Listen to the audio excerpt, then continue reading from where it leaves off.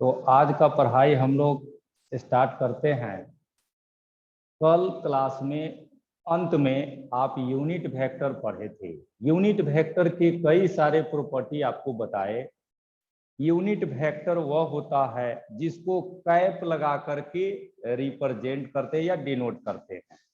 Unit vector का magnitude हमेशा एक होता है। यूनिट वेक्टर किसी वेक्टर को उसी के मैग्नीट्यूड से डिवाइड करने पर बनता है। यूनिट वेक्टर सिर्फ डायरेक्शन रिप्रेजेंट करता है। ये सब बातें कल आप पढ़े, इधर लिख के भी बता देते हैं। जैसे यह है दिस इज वेक्टर, यह लिखा हुआ है दिस इज यूनिट वेक्टर। पहली बात यह हो गया, ये कोई वेक्टर है, यह यूनिट वेक्टर है। इसमें आप मॉडुलस लगाते हैं तो यह ए मिलता है, लेकिन कैप वाला में मॉडुलस लगाने पर एक मिलता है। नेक्स्ट आगे, यह जो कैप वाला वेक्टर है यह vector divided by its own magnitude से ऑब्टेन्ड होता है। ये जो देख रहे हैं, ये जो हम लिखे हैं, कल भी बताए थे, आज भी लिख रहे हैं, यह यूनिट वेक्टर का कहिएगा तो फार्मूला है। This is definition of unit vector. A cap equals a vector divided by its own magnitude. इस दोनों का जब वैल्यू रख के कल बताए तो देखे होइएगा यही आ रहा था, ए कैप बराबर कुछ नहीं लिखा रहता था ऐसे ड्यू एक्स एक्सिस। जब कैप वाले वेक्टर का हम लोग वैल्यू कल निकाल रहे थे तो वहां पर ऐसा ही आ रहा था। इसके आधार पर यह समझ गए कि कैप वाला वेक्टर सिर्फ डायरेक्शन के लिए ही पढ़ा जाता है। ये सब कल की बातें थी, आज आगे बढ़ते हैं। देखिए आज क्या पढ़ रहे हैं, application of unit vector. Unit vector को कहां कहां अप्लाई किया जाता है यही पढ़िएगा। तो सबसे पहली बात बताए हैं या कल भी बता दिए थे कि यूनिट वेक्टर वह है जिसका इस्तेमाल वेक्टर के डायरेक्शन को रिप्रेजेंट करने के लिए किया जाता है। Unit vector are used to represent direction of vector. कैसे यूज करते हैं यही अभी सीखना है। सीखने से पहले यह फिगर कल क्लास के लास्ट में अंत समय में आप पढ़े थे। बताया गया था आई कैप, जे कैप और के कैप, यह तीनों तीन यूनिट वेक्टर है जो एक्स वाई जेड एक्सिस के डायरेक्शन को रिप्रेजेंट करता है। आज के बाद पूरे फिजिक्स में कहीं भी यह लिखा हुआ आप देखेंगे, आपको समझ जाना है कि यह एक्स एक्सिस के डायरेक्शन को बता रहा है।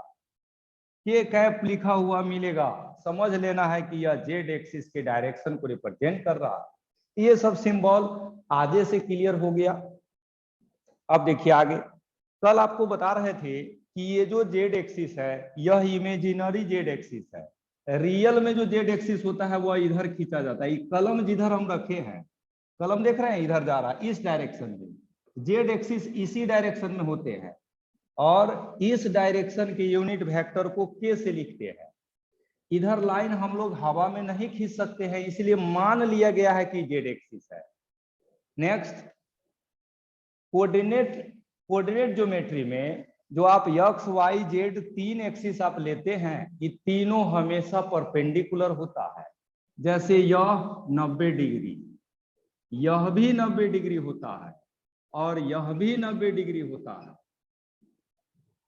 इस एक्सप्लेनेशन से यह भी समझना है कि आई कैप और जे कैप वेक्टर के बीच का एंगल 90 डिग्री, आई कैप और के कैप वेक्टर के बीच का एंगल 90 डिग्री, के कैप और जे कैप के बीच का एंगल 90 डिग्री। तो ये जो तीन कैप है यह तीनों तीन एक्सिस के डायरेक्शन को रिप्रेजेंट करता है और यह तीनों के बीच में 90 डिग्री एंगल बनता है। 90 डिग्री एंगल को परपेंडिकुलर कहा जाता है। परपेंडिकुलर, और परपेंडिकुलर को एक छोटा सा सिंबल से लिखा जाता है। आप लोग भी मैथमेटिक्स में वह सिंबल लिखे हुएगा ऐसे। ये जो सिंबल बनाते हैं यह परपेंडिकुलर का सिंबल होता है। ये नहीं भी लिखेंगे तो इसे परपेंडिकुलर ही पढ़ा जाएगा। तो यहां से बातें स्पष्ट है कि सब 90 डिग्री है, इसीलिए हम लोग ऐसे लिखते हैं आई कैप जे कैप से परपेंडिकुलर, जे कैप के कैप से परपेंडिकुलर। ये जो निशान बनाए हैं इसका मतलब समझना है आई और जे के बीच 90 डिग्री एंगल है, जे और के बीच 90 डिग्री एंगल है। चलिए ये कल जो पढ़ रहे थे वह एक बार फिर से अभी बताए। अब देखिए उधर यह एक ऐसा फिगर हम बनाए हैं जिसमें दो ही एक्सिस दिखाया गया है, एक एक्स एक्सिस और दूसरा वाई एक्सिस। जेड एक्सिस नहीं दिखाए हैं। यह जो देख रहे हैं ओरिजिन है। हम लोग जानते हैं इधर अगर एक्स एक्सिस लिए हैं तो इसके अपोजिट एक्स डैश एक्सिस होता है, ऊपर में वाई एक्सिस है तो इसके अपोजिट वाई डैश एक्सिस होता है। अब आगे देखिए, हम लोग जानते हैं एक्स की तरफ आई कैप होता है, लिख दिए आई कैप। वाई की तरफ जानते हैं जे कैप होता है, लिख दिया गया। नेक्स्ट, ऊपर में जे कैप है तो इसके ठीक नीचे जो वाई डैश एक्सिस है इधर कौन होगा, ये भी हम लोग बता सकते हैं। आप हम सब लोग पढ़े हैं कि जैसे यह एक वेक्टर है आर, तो इसी के अपोजिट कोई वेक्टर खींचिएगा तो इसे कहते हैं माइनस आर वेक्टर। ऐसा ही यहां भी है, ऊपर में अगर जे है तो नीचे की तरफ हो जाएगा माइनस जे कैप, इधर आई है तो इधर हो जाएगा माइनस आई कैप। तो ये माइनस प्लस का भी मतलब हम लोग यहीं से सीख लेते हैं।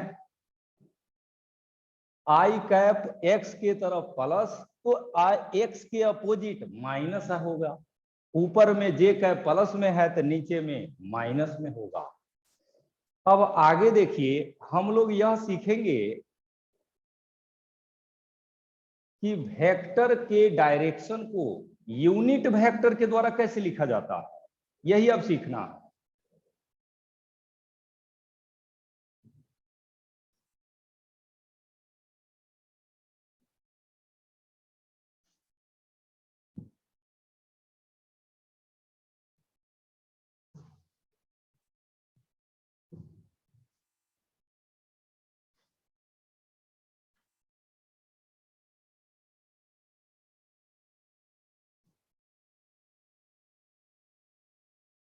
देखिए यह है एक्स एक्सिस, यह है वाई एक्सिस।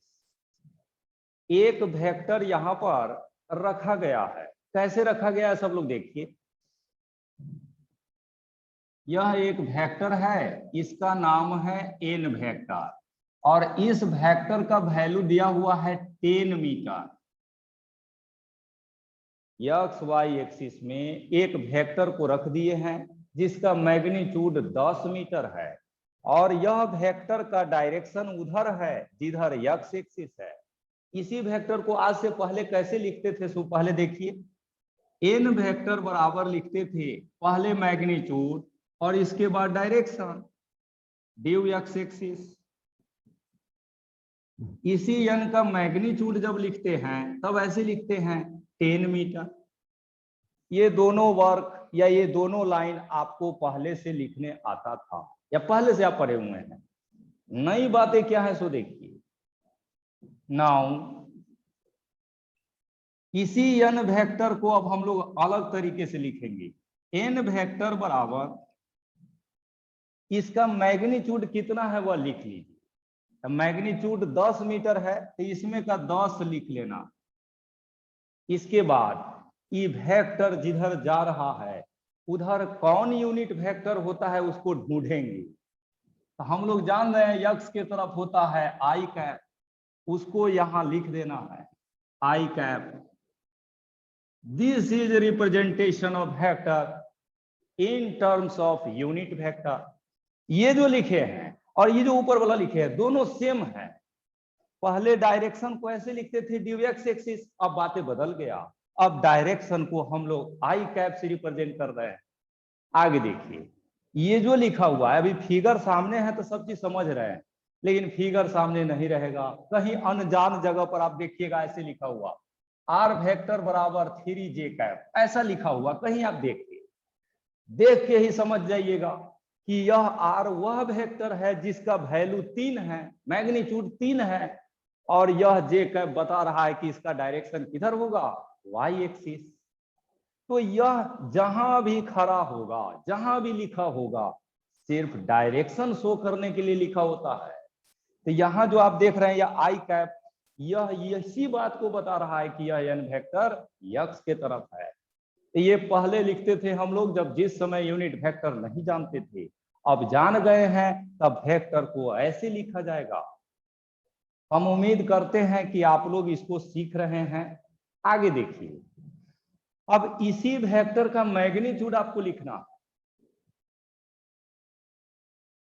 मैग्नीट्यूड, तो मैग्नीट्यूड लिखना है तो केवल मैग्नीट्यूड लिखेंगे। आप जानते हैं ये आई कैप यहाँ पर सिर्फ डायरेक्शन बता रहा है। अगर मैग्नीट्यूड लिखना है तो डायरेक्शन लिखना नहीं है, आई कैप को हटा देंगे, डायरेक्ट लिखेंगे 10 मीटर। तो यह दोनों आज आपको सिखाए हैं, ये दोनों आप पहले से जानते थे। इस तरह से यूनिट वेक्टर का प्रयोग वेक्टर के डायरेक्शन को रिप्रेजेंट करने के लिए किया जाता है। इसी फिगर में एक दूसरा वेक्टर हम रख देते हैं। देखिए यहाँ पर एक वेक्टर है जो इस तरह से नीचे जा रहा है, इस वेक्टर का नाम है पी वेक्टर और इसका वैल्यू दिया है 11 मीटर। हम इस पी वेक्टर को लिखना चाहते हैं, देखिए लिख देंगे पी वेक्टर बराबर, पहले इसका वैल्यू लिख दीजिए, कितना है 11। इसके बाद देखिए ई वेक्टर किधर जा रहा है, नीचे। हम लोग को पता है ऊपर में होता है जे कैप और नीचे में होता है माइनस जे कैप। यह वेक्टर जिधर जा रहा है उधर कौन है, माइनस जे कैप। तो यहां लिख देंगे minus J cap, minus J cap और meter. This is representation of vector. तो यूनिट वेक्टर का यूज इस तरह से हम लोग करेंगे। अब आगे आपको यह भी बता देते हैं कि अभी कई लोगों के मन में बहुत सारी बातें आ रहा होगा। कौन सी बातें, जैसे ये फिगर है, इधर वेक्टर जाएगा तो आई कैप लगाएंगे, ऊपर वेक्टर जाएगा तो जे कैप लगाएंगे, नीचे वेक्टर आएगा तो माइनस जे लगाएंगे, लेफ्ट साइड में आएगा माइनस आई लगाएंगे। ये सब हम लोग सीख रहे हैं, जान रहे हैं। लेकिन आपके मन में कई लोगों को चल रहा होगा कि सर इधर वेक्टर जाएगा तो इसमें कौन लगाएंगे, आई लगाएंगे कि जे लगाएंगे कि माइनस लगाएंगे कि प्लस लगाएंगे। ये सब हम लोग अभी नहीं जानते। सीधा सीधा रहेगा वह आपको सिखाए हैं, इस तरह से रहेंगे तब कैसे लिखेंगे, यह अभी हम लोग को पढ़ना बाकी है, पढ़ाई होने वाला है। लेकिन एक बात जान लीजिए, अब आगे जो भी वेक्टर में आप पढ़िएगा आज के बाद सब आई जे के वाला केस ही पढ़ना है। वहीं पर इसको लिखिए, तब अगला टॉपिक बताते हैं।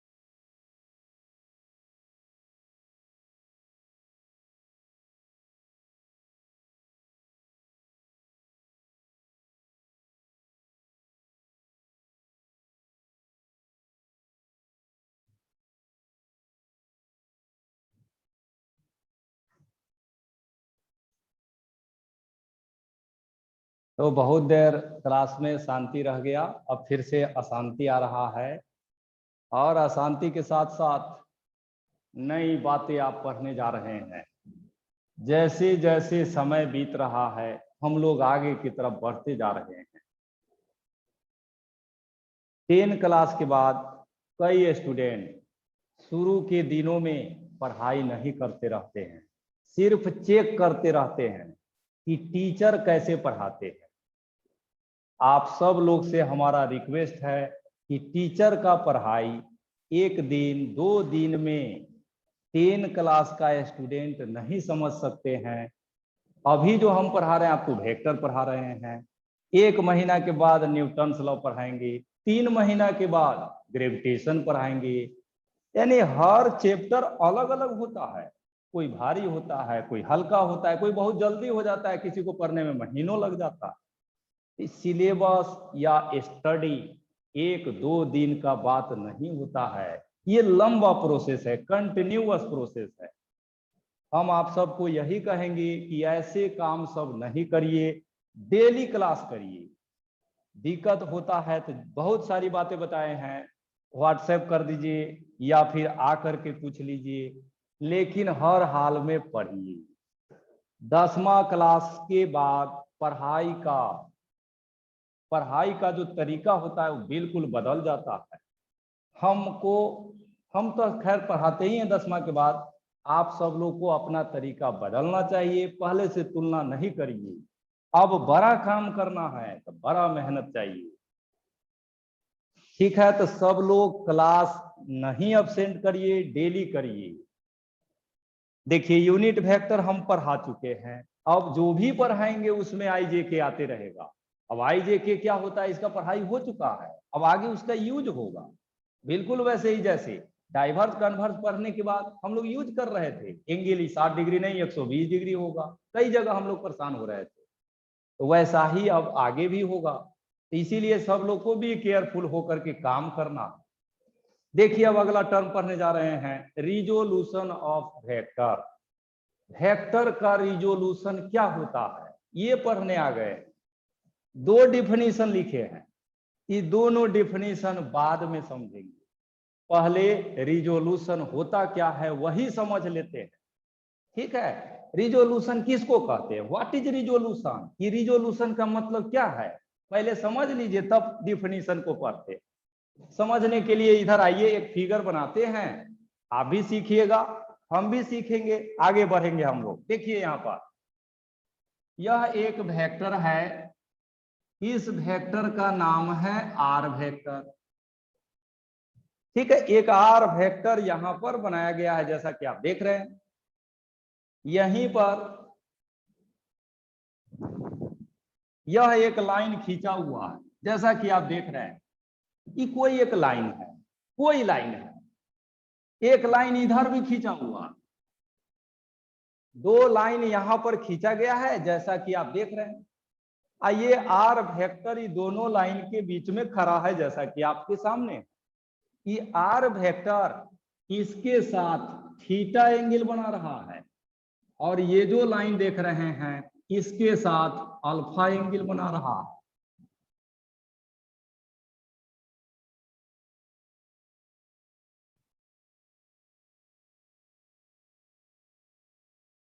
इस पॉइंट का नाम दे दिए हैं ओ, यह है ए, यह है बी। इस फिगर में क्या क्या बनाया गया है सब लोग समझिए। एक वेक्टर लिया गया है आर और दो लाइन खींचा गया है, एक लाइन ओ ए है, दूसरा लाइन ओ बी है जैसा कि आपके सामने है। ये R vector O A line के साथ थीटा बना रहा है, ओ बी लाइन के साथ अल्फा बना रहा है। नेक्स्ट, ये जो आर वेक्टर है यह वेक्टर ओ ए के डायरेक्शन में कितना होगा। आर वेक्टर जो आप बनाए हैं यही वेक्टर ओ ए के तरफ कितना होगा या ओ बी के तरफ कितना होगा। इस बात को जिस मेथड से पढ़े जाते हैं वही मेथड का नाम रिजोल्यूशन है। तो रिजोल्यूशन ऑफ वेक्टर में हम लोग यह पढ़ते हैं कि किसी एक वेक्टर का प्रोजेक्शन या पार्ट, जैसे हम एक वेक्टर है तो मेरा शरीर का या मेरे पूरे वेक्टर का कितना पार्ट एक्स एक्सिस की तरफ है, कितना पार्ट वाई की तरफ है, इसी तरह की बातें पढ़े जाते हैं रिजोल्यूशन में। ये हो गए फिजिक्स के लैंग्वेज में आपको बताना। अब हम लोग के लोकल भाषा में समझिए। देखिए हर हाल में हमको समझ लेना, हम लोग का लक्ष्य यही रहना चाहिए कि समझ में आ जाए।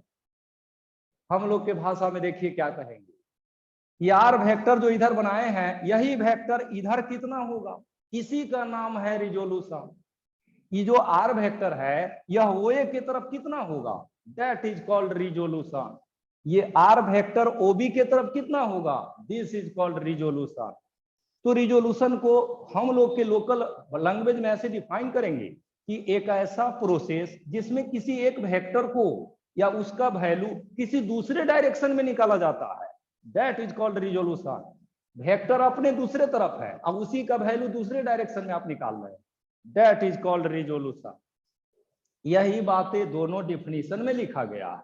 देखिए क्या लिखे हैं, the process in which a vector is resolve into different direction.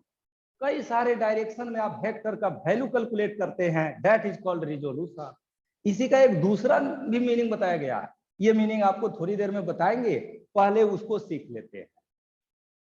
अब देखिए हम लोग जानना चाहते हैं कि आर वेक्टर ओ ए के तरफ कितना होगा, यही जानना है हम लोग को। आपको सीधे डिफाइंड बता रहे हैं, डिफिनीशन क्यों होता है सो नहीं, डिफाइंड। ठीक है, डिफाइंड बातें वह बता रहे हैं कि आर वेक्टर का वैल्यू ओ ए के डायरेक्शन में जब आप निकालिएगा तो वह बराबर होता है किसके, सो देख लीजिए यही आर वेक्टर ओ ए के तरफ आप निकालेंगे तो यह बराबर होगा आर वेक्टर का मॉडुलस इनटू कॉस थीटा के। यही आर वेक्टर का वैल्यू ओबी के डायरेक्शन में आप निकालिएगा तब देखिए क्या लिखेंगे, आर वेक्टर का मॉडुलस इनटू कॉस, यहां पर एंगल अल्फा है तो अल्फा लिखते हैं। This is magnitude of a vector in another direction.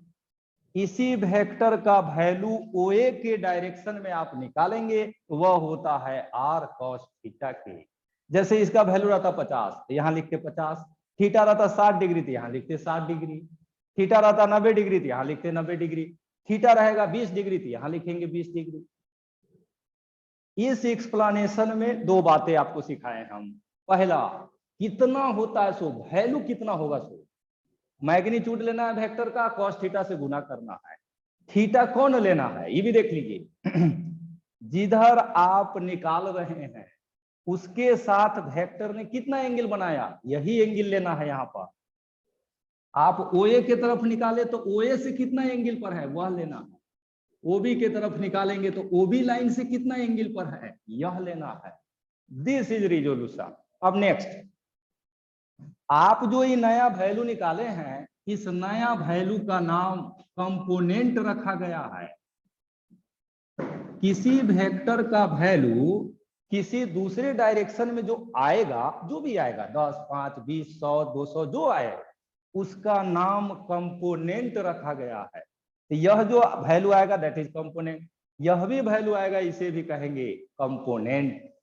यही बात नीचे लिखा गया है, the process in which two or more component vector obtained from single vector, या एक वेक्टर से दो या दो से ज्यादा कंपोनेंट जब आप बनाते हैं, that process is called resolution.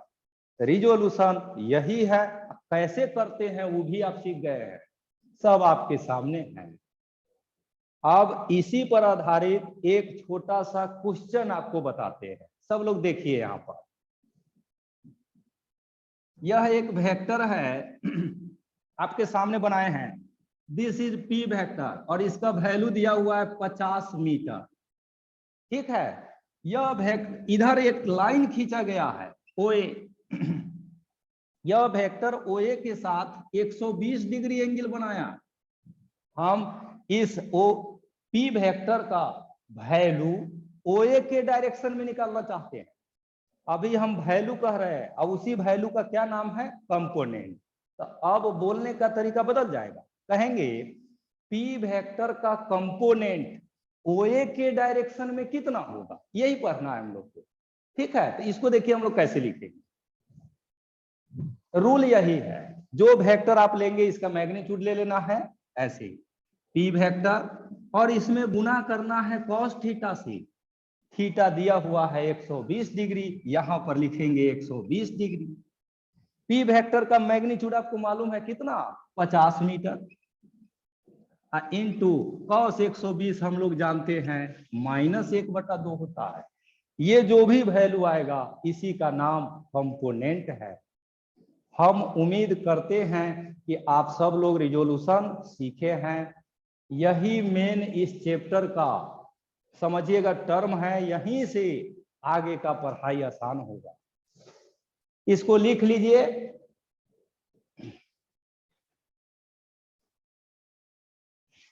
समय है कि खत्म?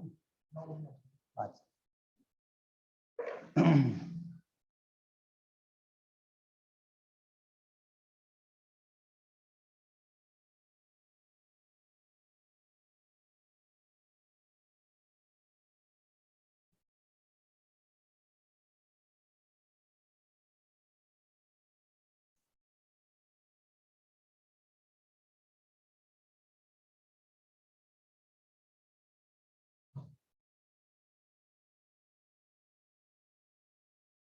तो एक ही वेक्टर से अलग अलग डायरेक्शन में उसका वैल्यू आप निकालिएगा, इस प्रोसेस को रिजोल्यूशन कहते हैं। और वो जो नया वैल्यू आएगा उसका नाम कंपोनेंट रखा गया है। रिजोल्यूशन कैसे करेंगे, कंपोनेंट किसको कहेंगे, सब आपको बताए, ठीक है। अब ऐसा ही एक दो क्वेश्चन और आपको बता देते हैं ताकि आपको ये सब क्लियर हो जाए, कोई कंफ्यूजन नहीं हो।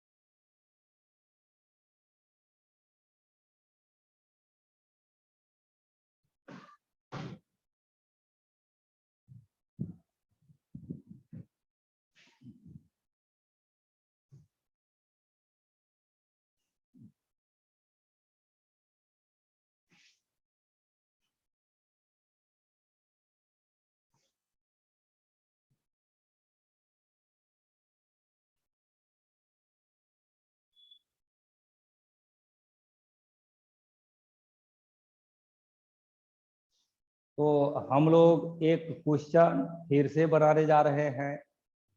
सब लोग देखिए, यहाँ पर 3 लाइन हम खींचे हैं, ओ ए, ओ बी, ओ सी, और यहाँ पर एक वेक्टर को रख रहे हैं।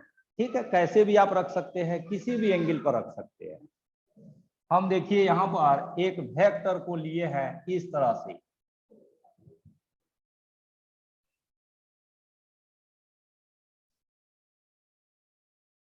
यह एक वेक्टर है, इसको ऐसे रिप्रेजेंट कर दिए। इस वेक्टर का नाम आर वेक्टर है, या दूसरा कोई नाम दे देते हैं एम वेक्टर है। यह एम वेक्टर ये तीनों लाइन के साथ एंगल बनाएगा, ऐसा हम लोग जानते हैं। देखिए, यह एंगल को हम लिख दिए हैं अल्फा। यही एम वेक्टर सी के साथ एक एंगल बनाया है, इस एंगल का नाम लिख दिए हैं फाई। यही एम वेक्टर ओबी के साथ भी एंगल बनाया है, इस पूरा एंगल का वैल्यू लिख देते हैं, कुछ और लिख देते हैं जैसे थीटा। एम वेक्टर का कंपोनेंट आप ओए के तरफ भी निकाल सकते हैं, ओसी के तरफ भी निकाल सकते हैं, ओबी के तरफ भी निकाल सकते हैं। इसके बाद अगर चौथा लाइन रहता तो उधर भी निकलता, पांचवा लाइन रहता तो उधर भी निकलता, 10वां लाइन रहता तो उधर भी निकलता। आप जितना डायरेक्शन में निकालिए, सब डायरेक्शन में निकाल सकते हैं। नियम एक ही है, वेक्टर का मैग्नीट्यूड में कॉस थीटा से गुना करना। ये डिफाइंड बातें हम आपको बताए हैं, हालांकि इसका प्रूफ भी होता है, क्योंकि अभी नया नया हम लोग पढ़ाई शुरू किए हैं, बहुत ज्यादा प्रेशर लेना नहीं है। ठीक है, तो यहां पर हम लोग देखिए कंपोनेंट निकालते हैं। सबसे पहला number, component of M vector along O B. देखिए, ये जो एम वेक्टर है, इसका कंपोनेंट हम ओ बी के तरफ निकालना चाहते हैं, तो क्या लिखेंगे, बराबर जो वेक्टर है उसका मैग्नीट्यूड ले लीजिए, यम हो गया, मैग्नीट्यूड ले लिए, इनटू कॉस। इसके बाद यहाँ एंगल लेना है। कौन एंगल लीजिएगा, वेक्टर जो लाइन के साथ बनाएगा वही। क्योंकि आप ओबी के तरफ निकाल रहे हैं, तो ओबी के साथ कितना एंगल पर है वह लेना है। जो आप थीटा लिए हैं तो यहाँ पर लिख दिए थीटा। इसको सोल्व करिएगा तो यह आ जाता है एम कॉस थीटा। ठीक है, नेक्स्ट दूसरा नंबर, कंपोनेंट अलोंग। अब देखिए कंपोनेंट किधर निकालना है, हम निकालने जा रहे हैं ओसी। ओसी के तरफ निकालना है, तब देखिए क्या लिखिएगा, फिर वही बात है, वेक्टर का मैग्नीट्यूड इनटू कॉस। अब देखेंगे कि ओसी के साथ कितना एंगल है, फिगर में दिखाई रहा है ओसी यही है, इसके साथ कितना एंगल बना है, फाई। यहां पर लिख दिए फाई, और यह बन गया एम कॉस फाई।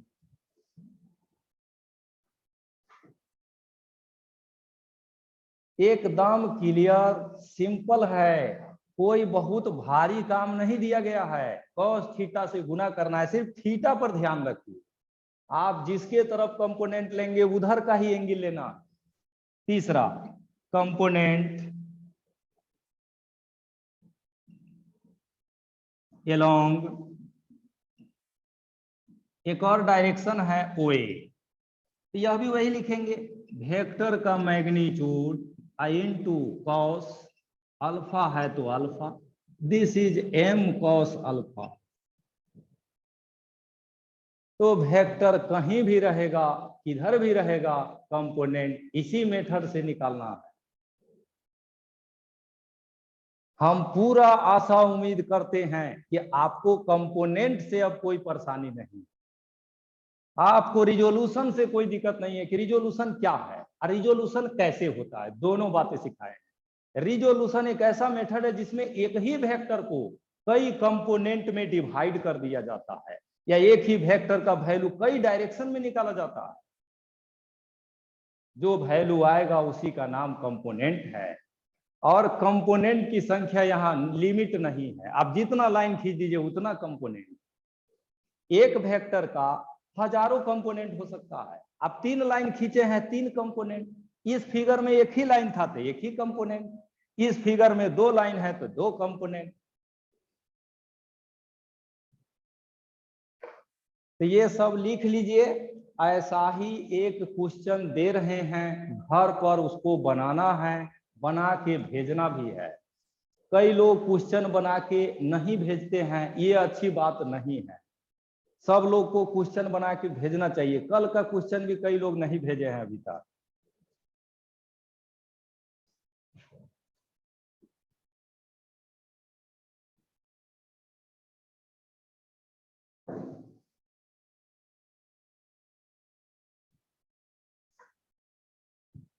वहीं पर एक क्वेश्चन लिख लीजिए, होमवर्क लिखिएगा। A vector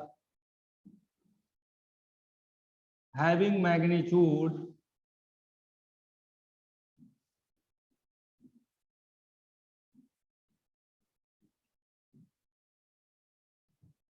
100 newton makes an angle of 300 degree with x-axis. Find its component